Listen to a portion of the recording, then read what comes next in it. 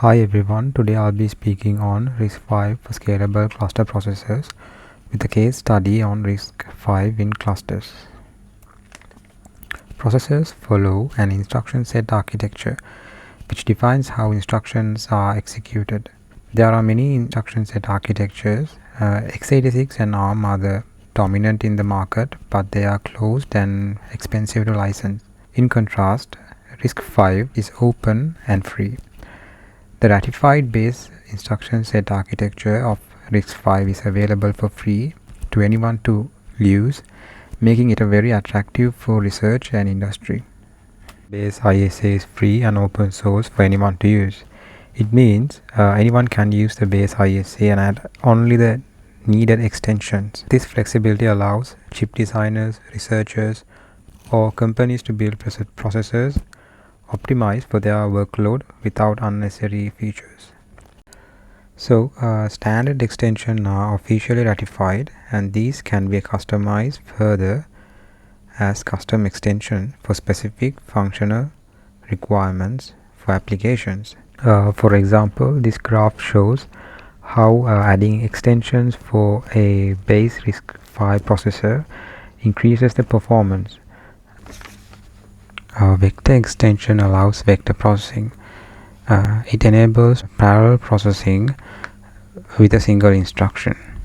This is very important for high performance computing, scientific computing, and AI workloads. One of the key features of extensions in RISC-V is called the vector length agnosticism. So in other CPUs like x86 architecture, when a new vector extension is introduced, the old hardware has to be retained in order to preserve the backward compatibility, whereas in RISC-V CPUs, vector register can process different vector sizes. So this actually reduces the hardware complexity and improves scalability in RISC-V processors.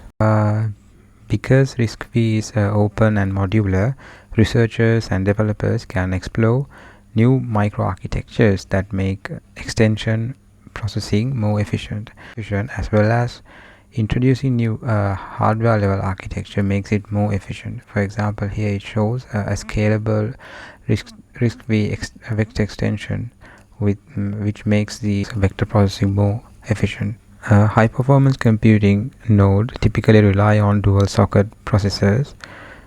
This allows more threads and better scalability. In this study shown here, the researchers used the first commercially available SG242 CPUs. The result shows that the CPU performed well with computer bound workloads, but it didn't scale well with memory bound workloads where it had to fetch the memory. Despite that, the CPU performed well and was comparable to high performance computing class CPUs of x86 and ARM architectures. The Monte project is a complete RISC-V computer cluster prototype. The focus wasn't only on peak performance, but the demonstrating of readiness, showing RISC-V can be supported a full high performance computing stack. The first version of the Monte had 8 nodes, each based on the Sci-Fi system on chip with 4 cores. It already proved a working high performance computing cluster on RISC-V. The second version added 4 more nodes using the first commercially available SG240 system on chip for high performance computing.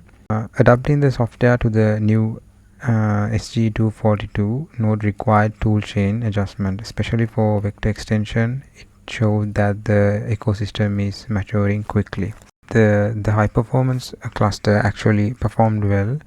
For example, the Steam benchmark performance shows how well the SG240 nodes handle with memory bandwidth, which is critical for HPC workloads.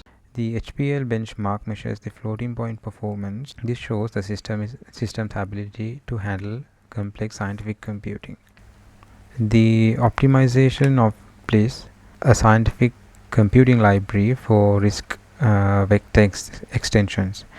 This led to the nearly 50% performance boost, showing that with software tuned, the RISC-V ecosystem can be evolved rapidly. To conclude, Monte proves that the RISC-V can meet the core needs of high-performance computing. Its open nature means a development can move faster, supporting future scalabilities.